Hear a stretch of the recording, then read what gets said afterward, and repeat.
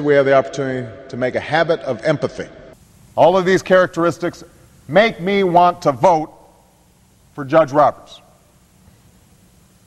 The problem that I face, a problem that's been voiced by some of my other colleagues, both those who are voting for Mr. Roberts and those who are voting against Mr. Roberts, is that while adherence to legal precedent and rules of statutory or constitutional construction will dispose of 95% of the cases that come before the court, so that both a Scalia and a Ginsburg will arrive at the same place most of the time on those 95% of the cases, what matters on the Supreme Court are the 5% of cases that are truly difficult. In those cases, adherence to precedent and rules of construction and interpretation will only get you through the 25th mile of the marathon.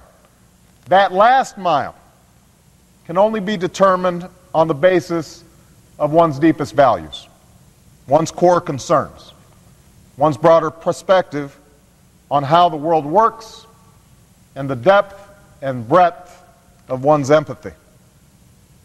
In those 5% of really hard cases, the constitutional text will not be directly on point.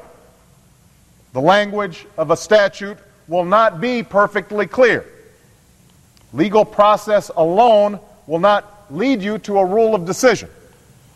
In those circumstances, your decisions about whether or not affirmative action is appropriate response to the history of discrimination in this country, or whether or not a general right of privacy encompasses a more specific right of women to control their reproduction, or whether the Commerce Clause empowers Congress to speak on those issues of broad national concern that may only tangentially relate to what is easily defined as interstate commerce, whether a person who's disabled has the right to be accommodated so that they can work alongside those who are non-disabled. In those difficult cases, the critical ingredient is supplied by what's in the judge's heart.